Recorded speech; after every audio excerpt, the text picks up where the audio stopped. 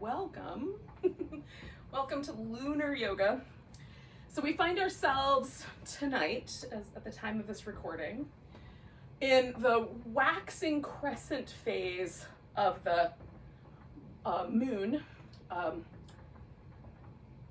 So the new moon in December, which correlates to the full moon that usually shows up in January. And this year that will be January 6th. This moon cycle has a number of names. The most common, especially with the Farmer's Almanac, it's called the wolf moon. There are some other names, and I'll get to that in a little bit. But if we just kind of work with that theme of the wolf moon, one notion is that the wolves at this time of year are hungry, and so they howl at night to comment on their hunger. Sometimes it's also called the hunger moon. And then I looked at a number of sources, some of which suggested that the name is Native American in origin, and others suggested that it's Celtic in origin. So I guess you can take your pick as to which one you think is more appropriate. The only actual Native American word for this moon cycle that I could find comes from the Ojibwa. And there might be more, but this is like in my little research, that's what I found. And the word translates to a sound, and that's the sound of frost or ice kind of crinkling in the tree branches. And so the probably more likely, if we looked at the Native American origins for this particular lunar cycle, we're going to find something like frost moon, ice moon, or this notion of the sound, that kind of crinkling sound that branches make when they get really frozen. So those are the themes that we might have for this particular lunar cycle. Looking just at the wolf notion for tonight, and then also the fact that we're in a waxing crescent moon. And one of the things that I like to kind of pay attention to is the juxtaposition between the phase that the moon is in and the solar phase. And so in both cases, we're in a waxing phase. So starting at the winter solstice, we changed from a waning sun to a waxing sun in terms of we'll get more and more and more sunlight from here on out up to the summer solstice. And then we also have a waxing lunar phase. So for me, during this half of the year where we're kind of in a waxing solar phase, I tend to orient a little bit more of my attention to the lunar phase that is in harmony with that.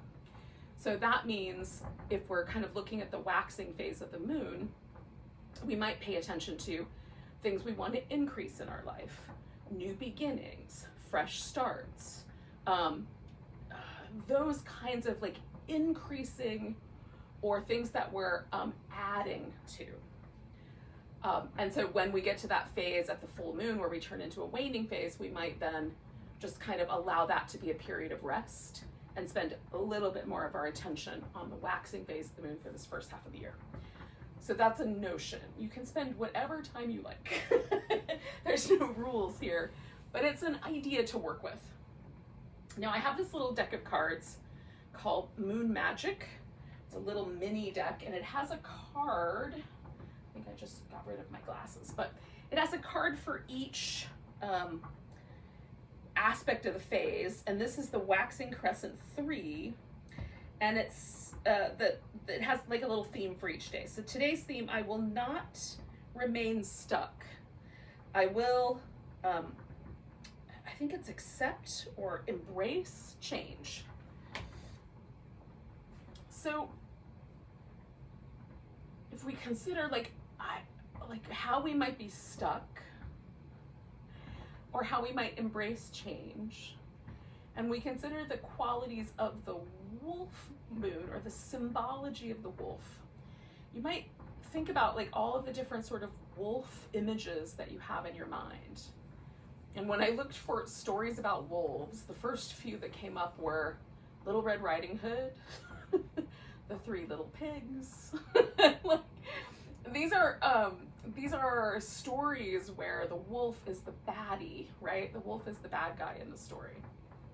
And yet I've never felt that way about wolves. So maybe one of the potential for change, or one change we might embrace, is redefining our relationship to the notion of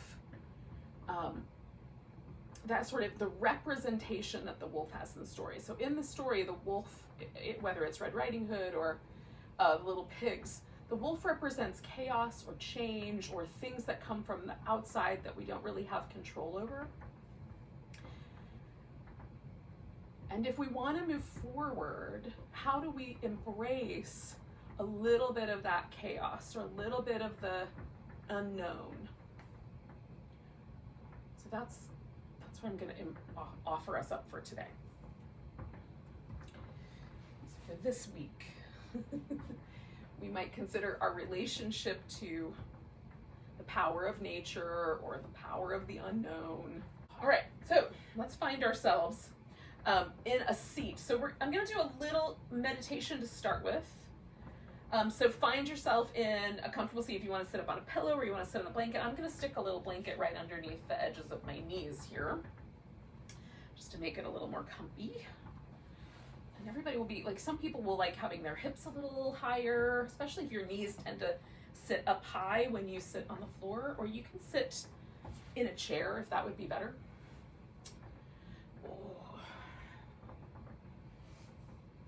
And then settle in so that it feels like either your feet are in connection to the earth or your sit bones are in connection to the earth. The floor. But we're imagining the earth. The earth down below. And let yourself feel, sort of imagine, if you will, these kind of roots growing down into the surface of the earth, whether from the soles of your feet or from your hips.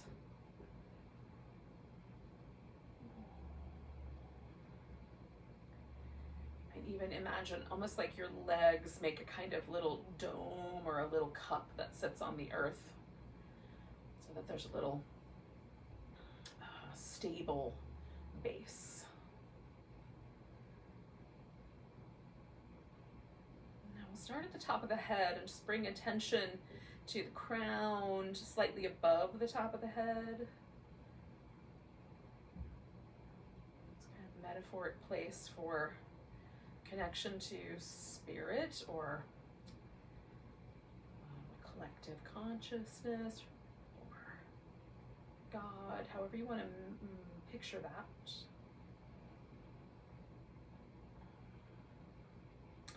Maybe you just picture it as being a connection to your pituitary gland, some aspect of the crown where your head, when you were a baby, was soft and then kind of came together, formed all these little sutures, these little joints.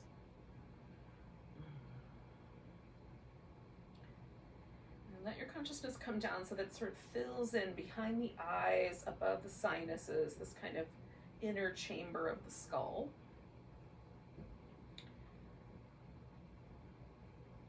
And this is the kind of place where we catch our dreams, see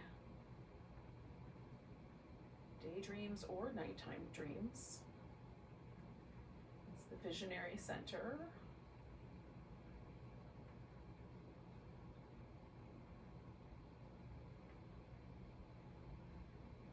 Let yourself kind of relax the muscle that finds itself on the back of the eye and sort of above the upper jaw, upper lip, the cheekbones. Soften anything that kind of lives around the orbit of the eye, the temples. Almost allowing the nostrils to open a little bit if that's available. So there's a little more spaciousness in the visionary center.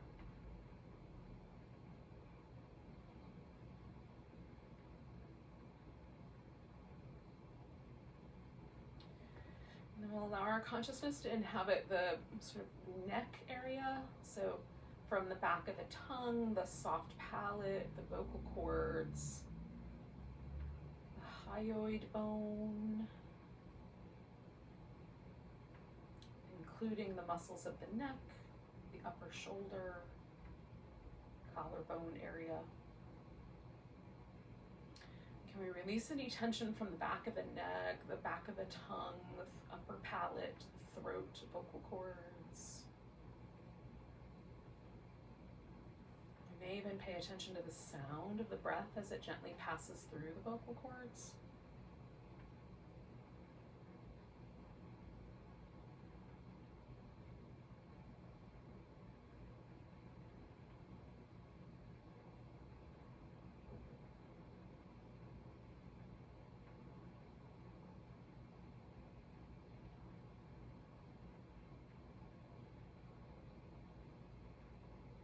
Breath makes just the tiniest little whisper as it passes through.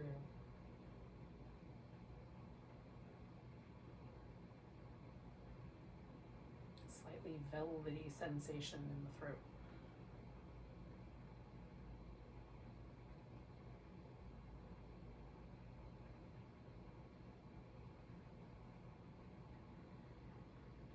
Let our consciousness drop a little deeper into the rib cage. Can we soften the muscles that live on the back of the ribs, around the shoulder blades?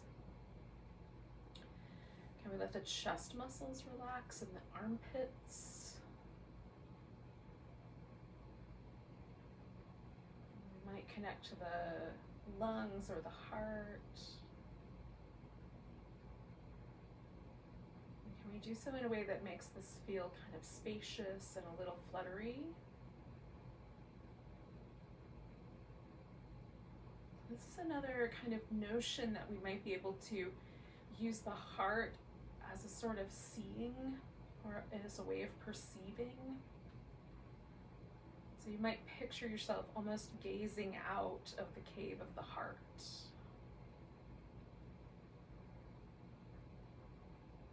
And if that kind of metaphoric language doesn't resonate with you, can you simply tune in to the sort of structure of the musculature that holds the ribs together, and the sort of gentle ebb and flow movement pattern of the ribs with the breath. A little more spacious, a little more relaxed.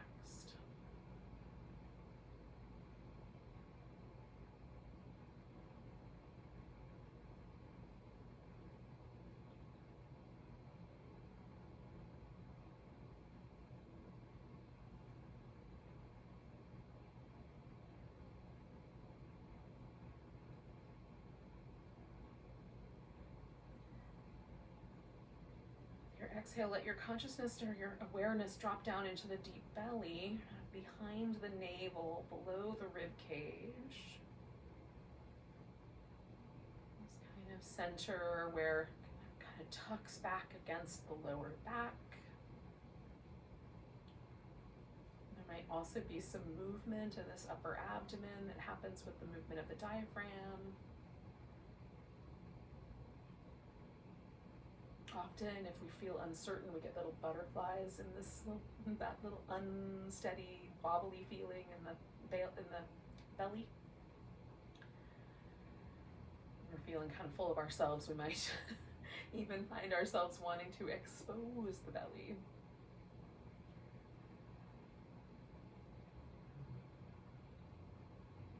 When a wolf pup wants to develop a relationship with the older wolves in the pack, it will often lay on its back and expose its belly. And so, curiously, with a sense of wonder,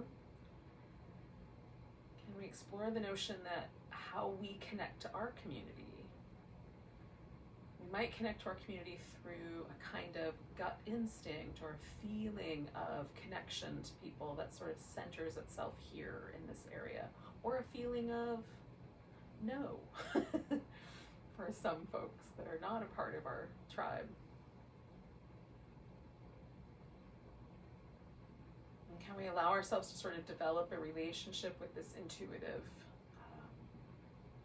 aspect of our brain? finds itself here in the belly.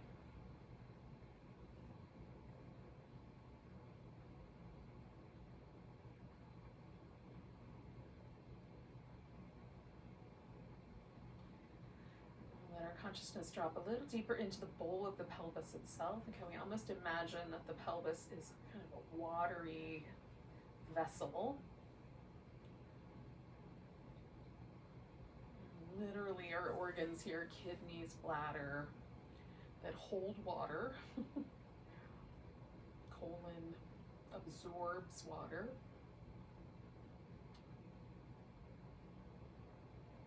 So we relate a little bit to the sort of fluid aspects of our nature.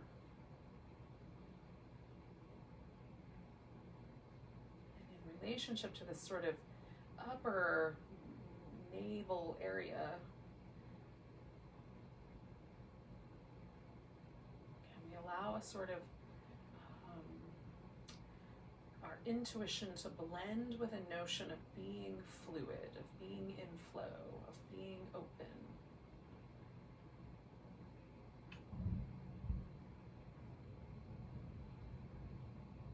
And finally, we come back to the roots that we grew down into the earth.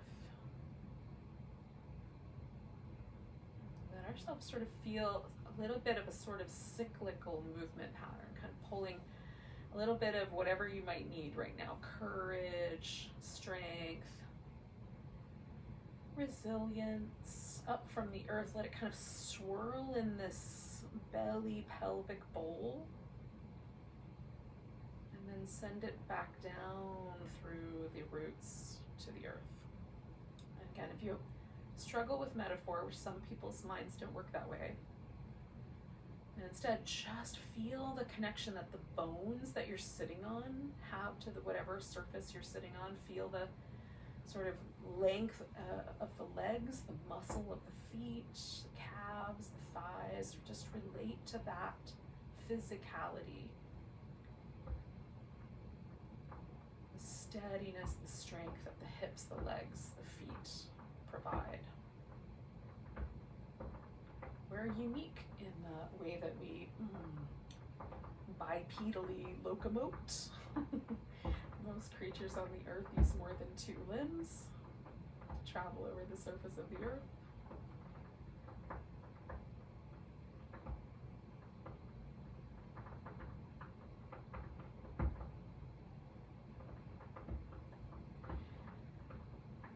As we go about the winter season, this kind of reciprocal swirling of energy between you and the earth, or just being present in the lower belly, lower body, lower limbs, is a way of kind of grounding and steadying us.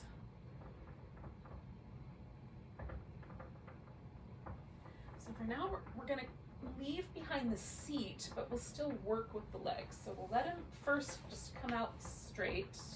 And if you're sitting in a chair, this might be the time where you come to the floor, or if you want to stay in the chair, you can do that. You can modify everything.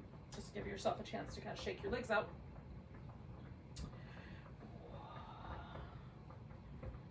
Now, almost every time I sit cross-legged on the floor, I have one foot that falls asleep, so that has happened. So I'm going to move around with the leg that's not asleep and pick that one up. You can start with whatever leg you like. So I've got my left leg in my hand, so I'm going to do a little rock baby.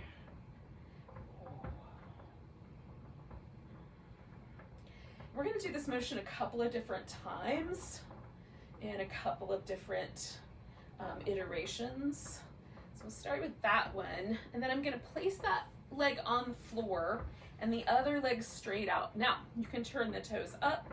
You can let this leg be a little more passive. You can turn toward this leg or turn away from it, or you can stay right here and either sit upright or fold forward. Some people may even be able to wrap their arm around the front of the shin and catch their hand around behind. So there's a couple different options for working here. A twist or a forward bend, or a little bit of both.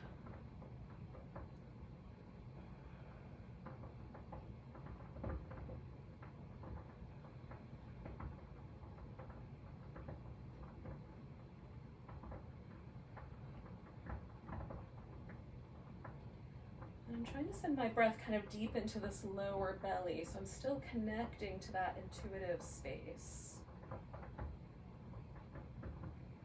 One more breath here. I'm going to come around and drop that knee open. Now I'm going to separate my thighs just a little bit more, so you can keep this in touch where this foot rests against this other leg, or you can make a little space there. This gets, for me, a little bit more into the inner thighs. You can add any props that you like. I like to fill in the space behind my knee and sometimes pad up a knee here. So I'm gonna fold into this space that goes right down the middle, and then I'm gonna play with the edges of that. Lean a little bit towards this leg, come back to the middle, lean a little bit towards this leg, the bent knee, and come back to the middle. So I'm just gonna go back and forth. So there's a little bit of change to the pose. Again, one of the little qualities for today's lunar cycle is embracing change. So can I just literally enact that by creating a little movement pattern in a pose to start with. And as you do this little movement pattern, I don't know which direction your movement's gonna go in, but feel not only the little transitions in between, but maybe some of the little edges of the pose. There might be one that you want to linger with a little longer.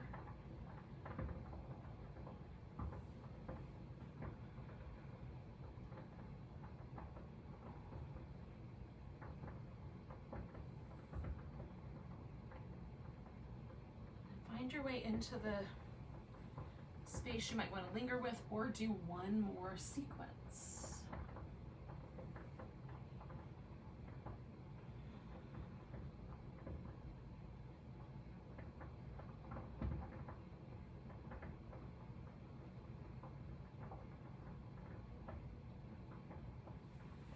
Come back.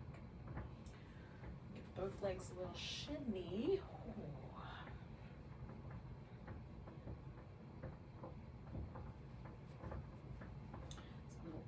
Circles.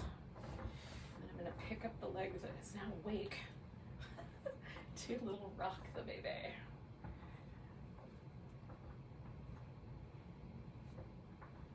Ponytail is catching the plants. Hang on.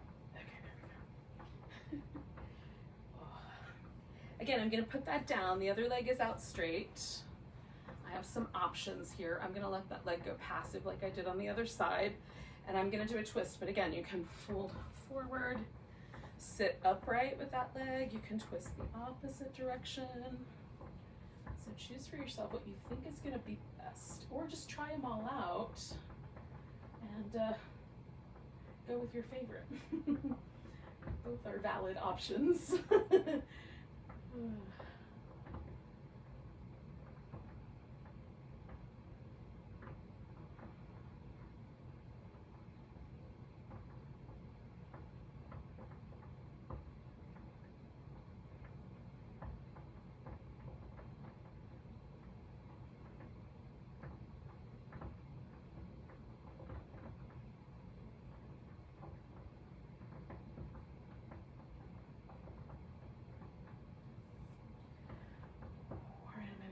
There, drop that leg open. Again, I'm gonna create a little bit of a V there between my two thighs, so I have a little wider space to work with, a little more of an inner thigh stretch sensation.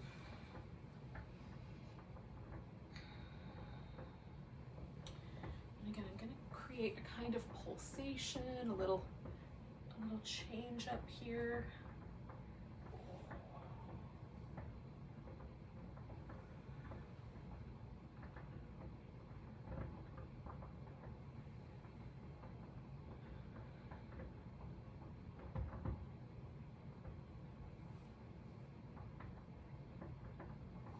Most important part is that we're giving ourselves a spectrum of sensation to pay attention to.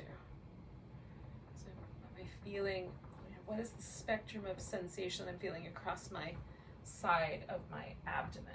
What is the spectrum of sensation I'm feeling through the muscles in my legs, particularly the back of the leg? What's my lower back experiencing?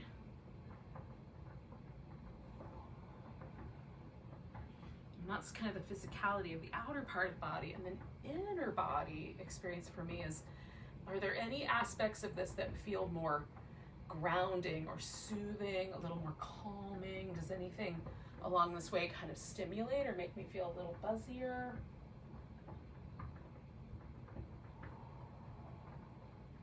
When I come up, sitting up in between, there's this really interesting, relaxing response. When I lean in, there's a little perk up, where my nervous system perks up a little bit. It's very interesting to notice. I don't think there's a way that it should be. It's just the way that it is. All right, so again, either pick a spot to land in based on how that felt to you, or do one more little sequence of movement through the different phases, different sides of the body, different legs.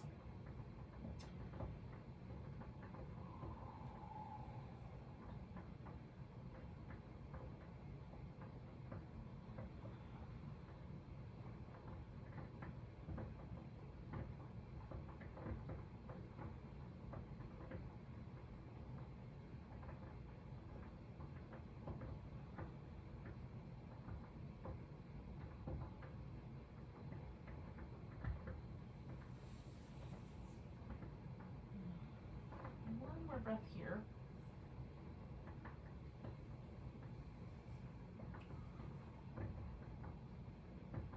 Bring ourselves up. Ooh, give everything a little rinse. Now we're going to come up to all fours. So if you have little, like you can use a blanket or you can use little pads under the knee, you can fold an accordion of thicker mat underneath your knees. Like this kind of, like you might accordion fold a piece of paper and put your knees on like that surface where your mat's a little thicker. I have a carpeted floor that's pretty comfortable, so I'm gonna go with what I've got. But make your knees happy. We're gonna come to all fours.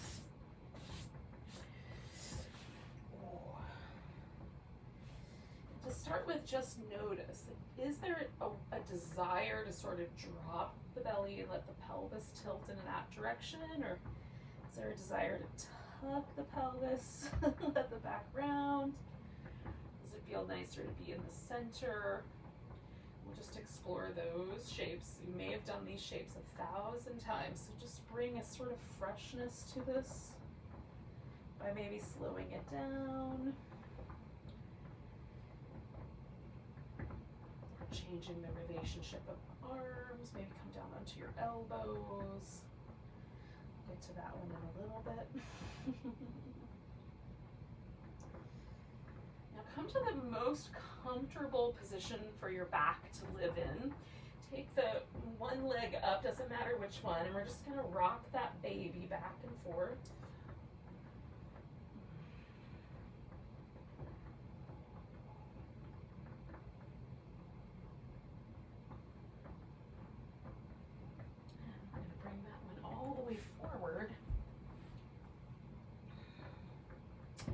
And again, we might explore a little movement pattern. You might not. For some people, this is really annoying to the patella. So if that's the case, you might just find a spot and land. But if you're up for a kind of back and forth movement, you might let yourself go back and forth. I don't want to get too spicy in either direction, so I'm stopping before the stretch gets really intense. That might be a really small range of motion depending on how your hips are feeling tonight. Now, I'm going to find a lunge that feels like a nice, gentle, kind of quiet stretch through the front of whatever the hip is, the leg that's knees on the ground. You can bring the arms up. You can add a little side bend or a twist to this. I'm going to stay really quiet and gentle here. I want to feel kind of that sense of grounding, of rooting.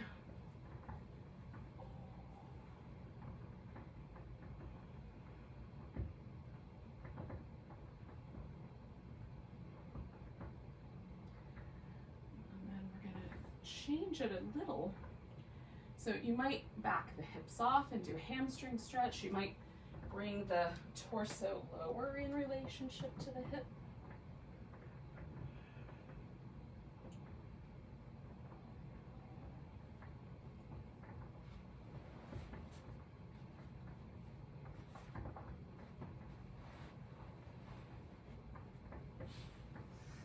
I'm going to change it one more time. And come all the way down to my elbows. This may or may not be appropriate.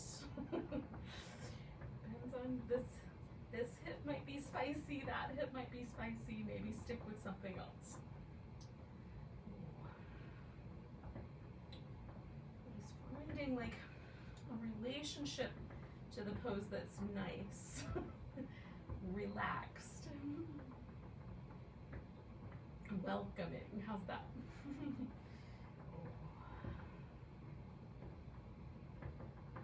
A couple more breaths.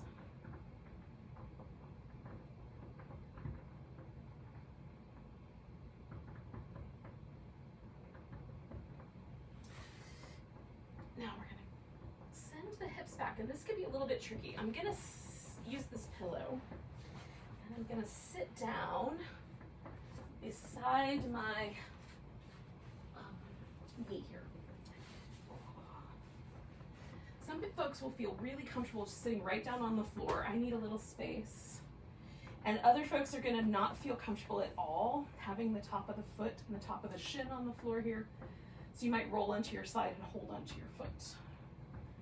You can lean all the way back, even lay on your back here. So we're going to feel the sensation of this top of the thigh, maybe the front of the hip, kind of lengthening into this. This is a little spicier for me than what we were just doing.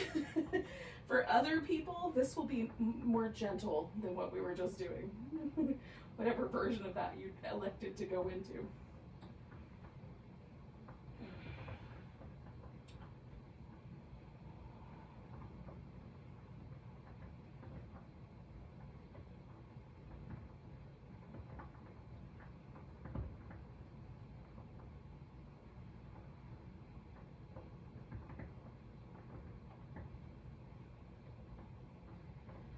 Trying to notice, like, is there that sort of stimulation to my nervous system, or is there a sense of release, a little relaxing, calming? Sometimes it's a little bit of each for me, like a little more stimulating on the inhale and more calming on the exhale. So we'll do 2 more breaths with this shape.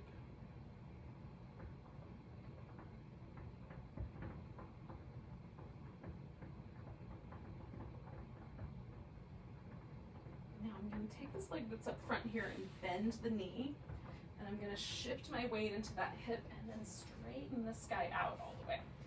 Now again, I have a pillow under here that makes this a lot more approachable, but you can do it without a pillow. You can also flip this upside down and just have this leg that I've got like up front, just hug it in toward your chest.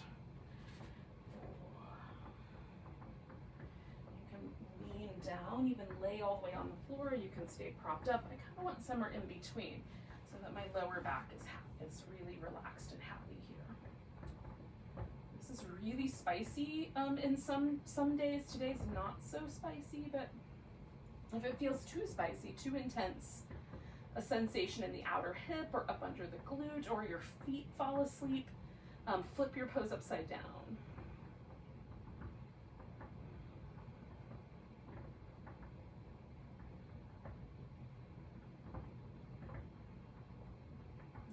Notice, does this pose feel like it kind of stimulates the nervous system? Does it make anything tighten up or get a little more on guard? Or is there a sense of kind of soothing, relaxing, or is it somewhere in between?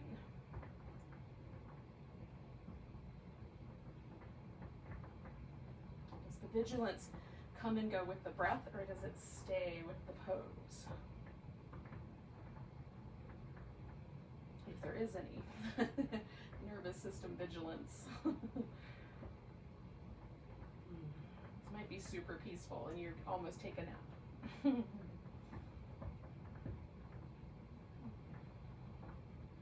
2 more breaths here.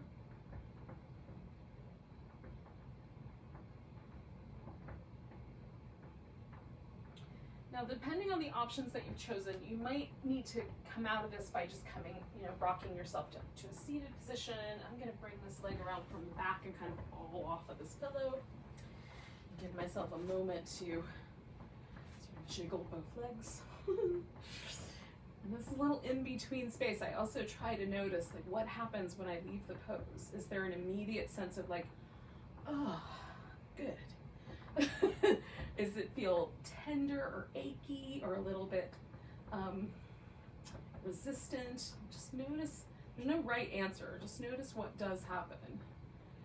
And what the sensation in the hip, the legs, the low back. I've got this kind of interesting slight tension in the muscles in my neck, but the muscles in my hips feel really soft and almost gooey. It's very pleasant. This is really interesting to me though. All right, so when you feel like it, we're gonna come back to that all fours position. Now I'm gonna do that same slow tucking and tilting of the pelvis, but I'm gonna do it with my elbows on the ground. This just emphasizes my back a little differently. I get a little more low back emphasis with this one.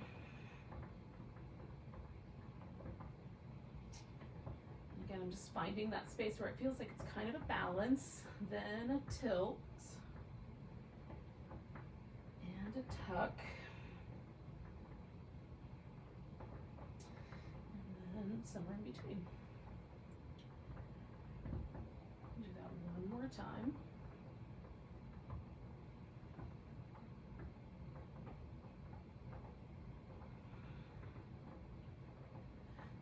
Back up to my hands. I can do my little rock the baby move with this leg. And I'm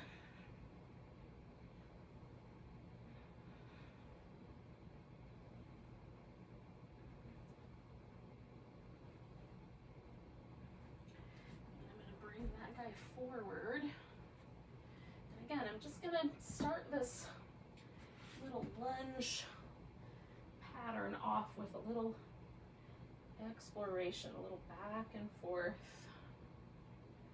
Try not to be too spicy on either end of this little back and forth movement.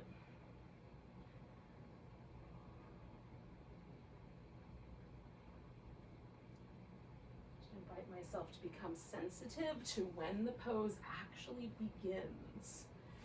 And then right at that beginning, picking my torso up, and then deciding, like, do I feel like this stretch feels calming and soothing, or does it feel like it's sort of like being up on a bed of nails and it's making my nervous system really active? So I'm gonna try to go for the calm sense of kind of grounding or rooting, which might mean a backing off of that sensation of lunge, or not.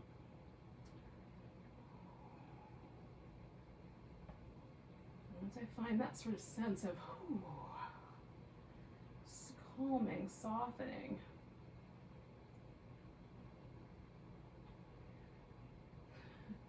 Essentially what I've been doing is trying to tune in to like my inner trust in myself. Kind of find this pose in a way that's gentle and not too aggressive. All right, and then I'm going to change it. See where that takes me.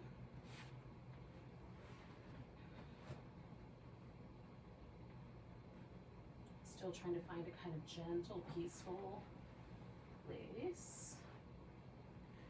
And then I'm going to see if this hip will invite me to come all the way down. I might change my mind in a second.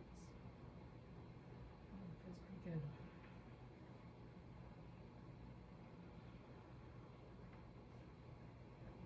And again, how low you get toward the floor is going to largely depend on how your own anatomy feels about it. You can stack up pillows or blankets or blocks.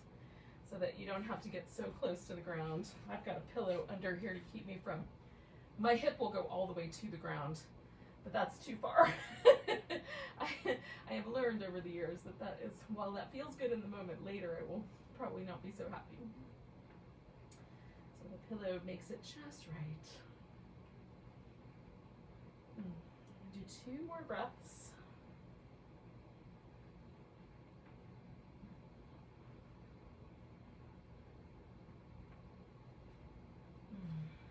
And then I'm going to transition myself into that little half hero saddle shape.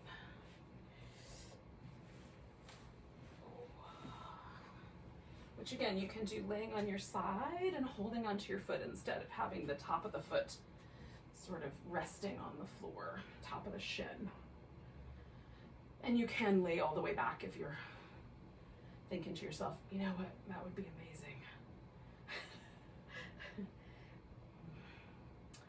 My quads and hip flexors are already in the stretch with just a tiny, gentle lean back. That's all that's necessary.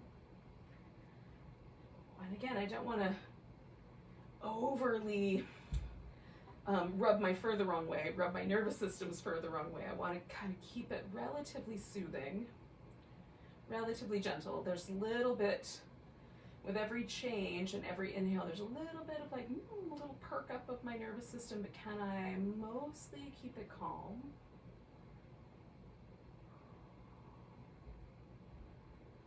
Or does it rely on me to play with the exhale to stay calm?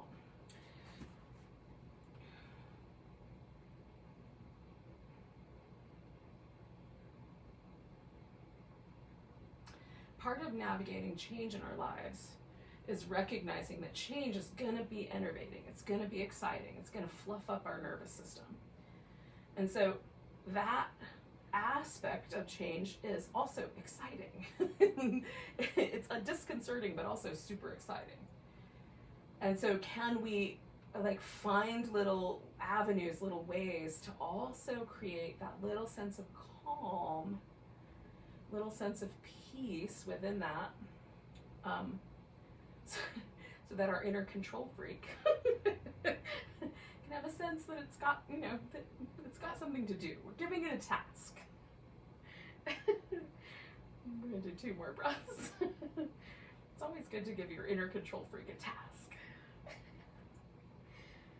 So it doesn't run amok. Okay, so I'm going to bend this front knee. Again, I'm going to leave this pillow here, lean toward it, and just straighten out that back leg. But this could turn into a pose where, let me adjust my position here, where you roll onto your back instead, because that is a really lovely option.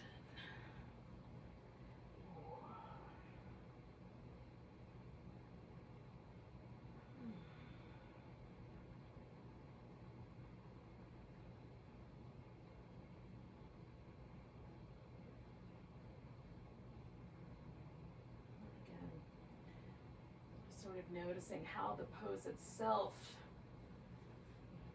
what little ripples does it send through our inner body.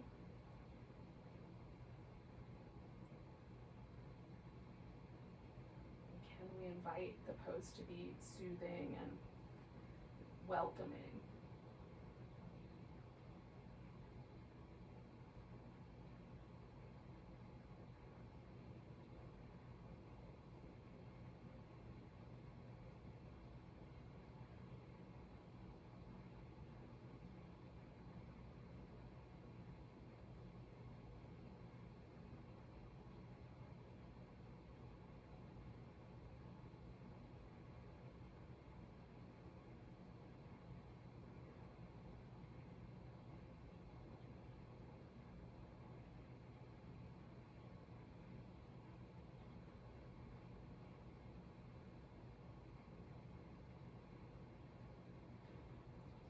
Couple more breaths here.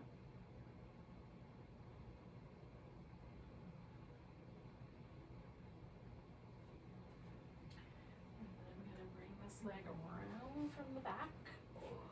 Slide off my pillow. Ooh. Give myself a little moment. Now the rest of the practice is going to take place on our back. So I'm going to have a pillow and a blanket handy for myself. You can use yoga blocks, you can use whatever you've got, couch cushions, whatever pillows and blankets you've got. I want one that I'm going to use at the very end that's going to be for covering up, and then that can also be used in between for supporting hips, knees, etc. All right, let me correct my wardrobe malfunctions here. All right. It won't pinch or bother me as I'm about to go through this. So laying on my back, I'm going to do these little windshield wipery moves. I'm letting my hip come all the way off the floor on the sides. My feet are wider apart than my hips, probably wider apart than my shoulders.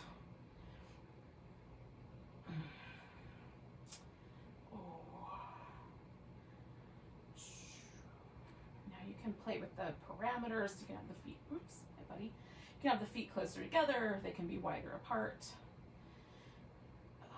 Now I'm gonna pick a leg, and with the leg I'm not using, I'm just gonna slide a pillow in underneath. So I'm gonna let my left leg rest, and I'm gonna grab hold of my right leg, and I'm gonna do this little rock the baby one more time.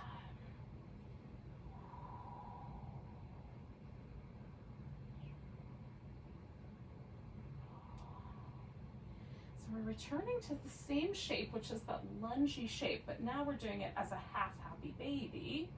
So you can put your you can put your hand on your foot on the inside or on the outside. You can take your peace sign fingers and grab hold of your big toe. It's possible that this is going to be way too far away for your hand. So instead you can just kind of wrap the arms in around the bottom of the thigh here, or even just hold onto the ankle. You can also bring the foot in so you've got more of that sort of pigeony shape that we were just working with, and just hang on to the leg that way. And I'm just going to relax into this. So I'm going to try to let this side that's hanging out over here, this long leg, be my anchor. I'm going to see if I can get kind of heavy into that hip. And then this side, I'm going to let my arm just kind of rest in that leg. Depending on how your hip feels about this pose, you may have other notions about it. You can rock back and forth a little bit if you like on your lower back. That feels really nice, but we'll get to that in a second also. You could return to this little rock the baby move. And go back to the half happy baby, or you can just hang with the happy baby. I'm going to hang with the happy baby for about another minute or so. Just try to let my legs get heavy. Let everything kind of root down into the earth. Metaphorically speaking.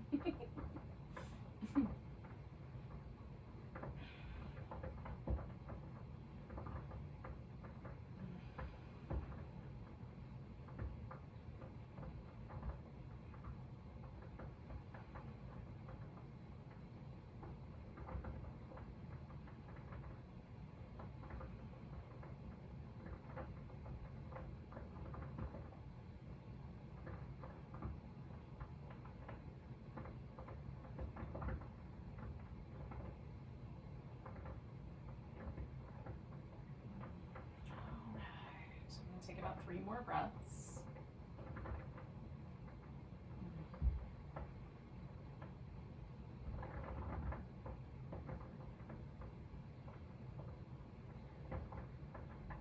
I'm going to do one more little rock the baby move. And then I'm going to bring this other leg up so I've got my foot on the floor. I'm going to let this ankle rest, or that shin rest up on top. I'm just going to do a little wobble here. And then I'm going to put that foot on the ground and do a little windshield wiper nice and slow, because this hip is going to feel a little different than the other hip. So I want to give myself a pattern that feels like I can really gently work with the joint there and feel how they might be different.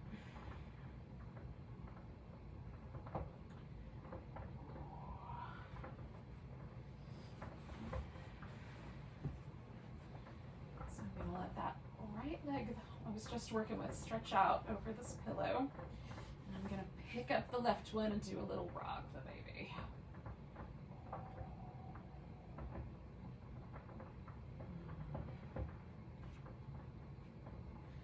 Rock the baby into the plants.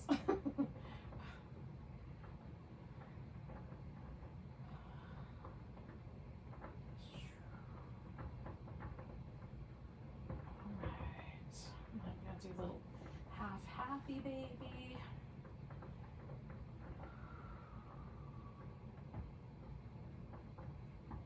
I'm just kind of inviting myself to feel out the beginnings of that.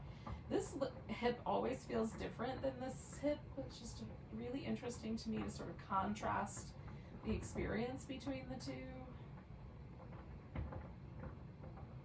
I feel the sensations of the pose more in the musculature of my thigh on this side and closer to the joint on the other side.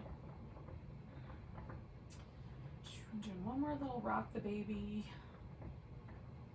which you can keep oscillating between the two, or you can join me for kind of hang in with this rock the baby for about a minute or so. Rock the baby, hang with this half happy baby. Sorry. There's a lot of babies. My brain will often just mix them all up and pick one randomly to spit out of my mouth.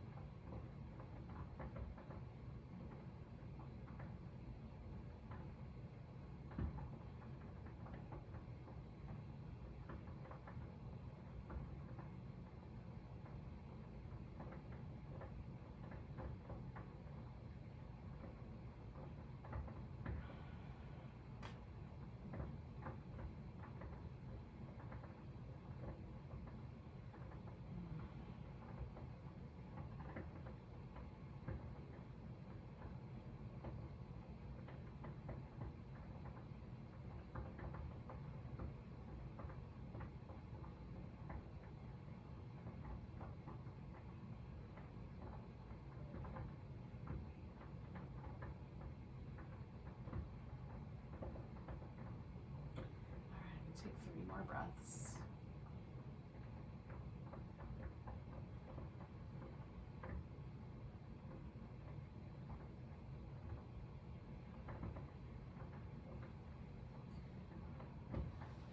I'm going to put my foot on the ground with this right side. I'm going to do a little rock the baby here with this left side. And I'm going to let that calf find a little rest there. Slide them out for a second. Put that foot on the ground, do some little windshield wipers. So I've got that little in-between space. Again, sort of letting my hips lift. And just checking in. How does it feel now?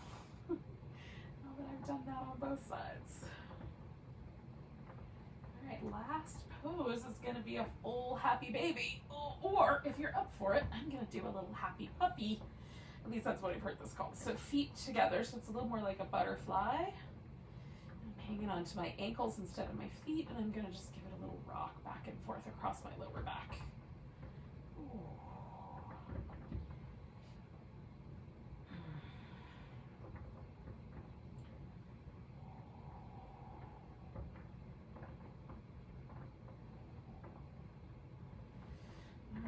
Do a little rest, Shavasana corpse pose. So I'm gonna tuck my pillow in under my legs. I'm gonna cover up with a blanket, make it nice and toasty. Now, if you live in a place that's not cold, it's super warm, maybe you don't need the blanket, but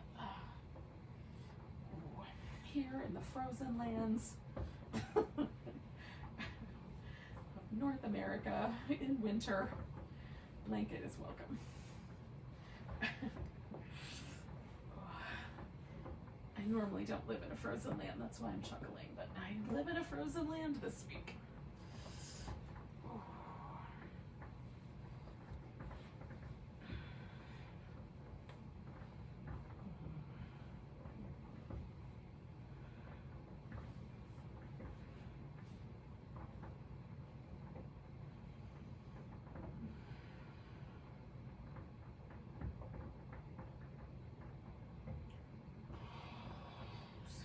We did at the beginning, we're going to just let ourselves return and gently at the top of the head. Just find that sort of spaciousness just above and right at the crown of the head. Relaxing any muscle there if you can.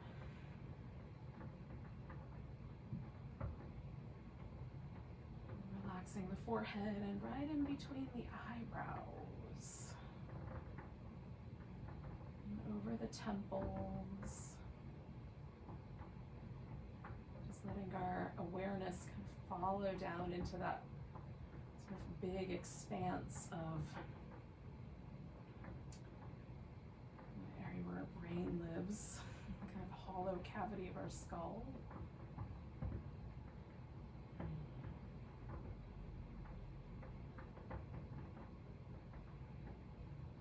And then down through the nasal passages, the throat, the mouth, let the teeth part just a little bit, let the lips get really soft and fluffy. Relax through the neck, shoulders, the chest muscles. You may find that it's nice to tuck a little support under the wrists or have the arms positioned a little differently.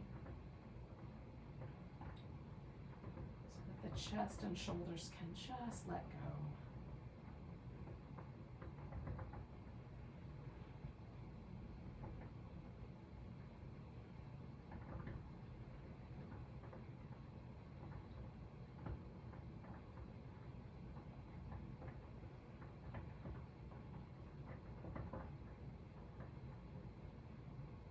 Let the navel relax.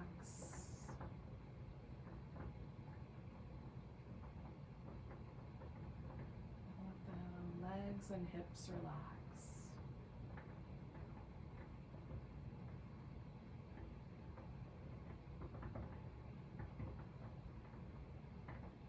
Whole body relaxed.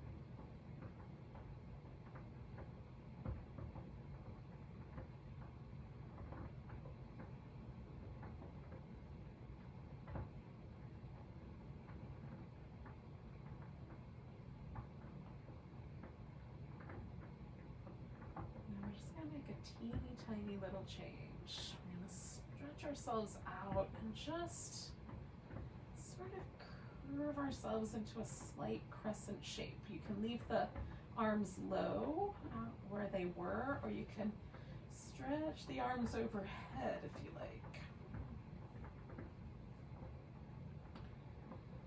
So I've just bent myself slightly to my right, so my left side stretching out just a little bit. I'm going to cross my left ankle over my right ankle also.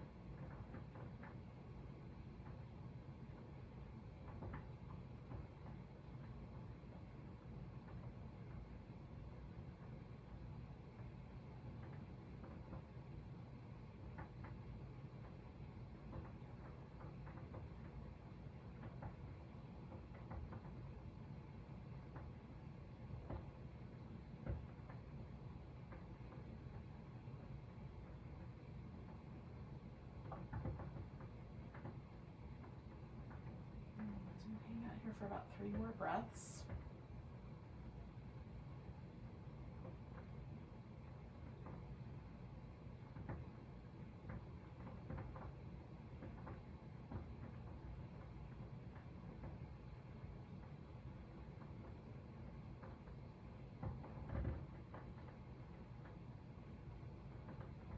And we'll come back away from the crescent. Add a little movement here, just stillness in between. I'm going to go for the stillness.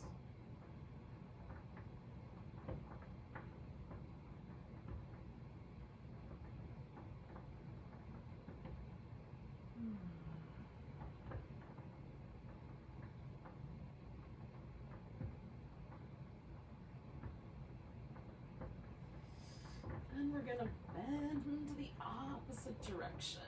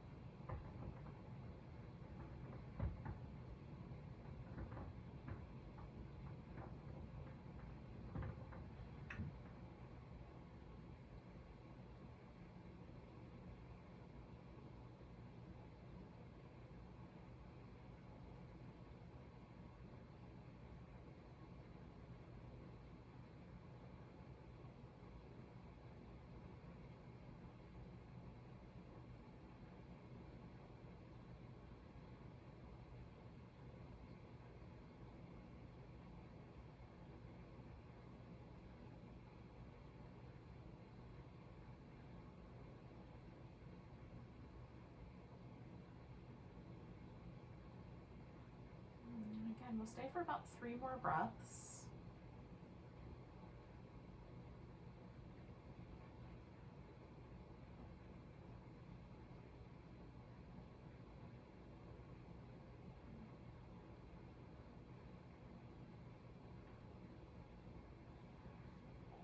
Now this time, once I get back to the middle, I'm going to start a little pattern of movement that will get me eventually into a seated position.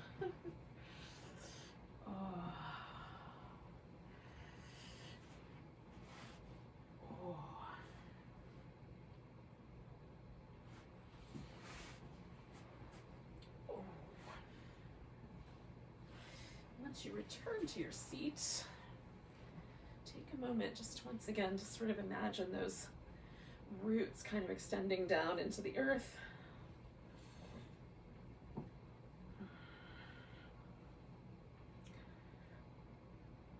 A little cycling of release.